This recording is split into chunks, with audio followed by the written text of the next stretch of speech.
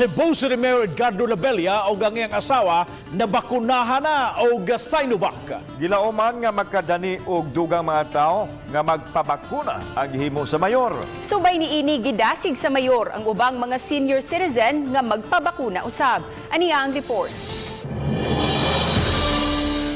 Pasado alas 9 ganinang buntag miabot sa vaccination site si Mayor Edgardo Labella ug ang iyang kapika si Joy Labella, usa-usab ka senior citizen.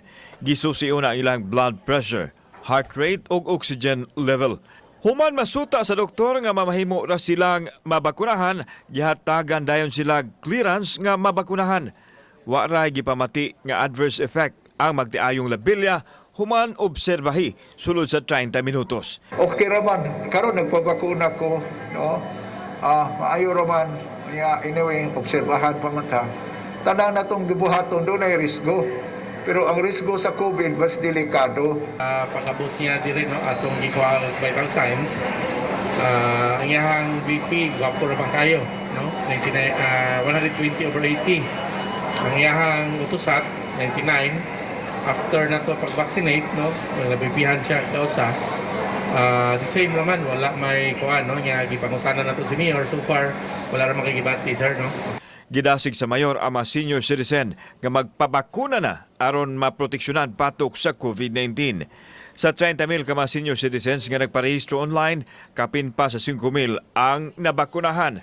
Sa pagkakaroon, ang hinatag lang nga bakuna ang gamiton sa dakbayan tungod kay dili pa man basta-basta makapalit ang dakbayan ug bakuna tungod sa tripartite agreement.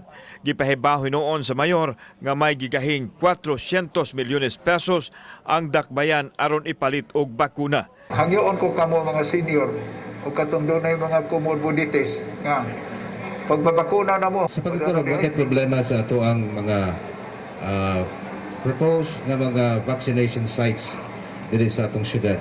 Kay usa sa mga requirement mo na to, it should be accessible to all transportation, accessible to all vaccinees. Kauban si Cleofer Lumayag. Ako si Alan Domingo.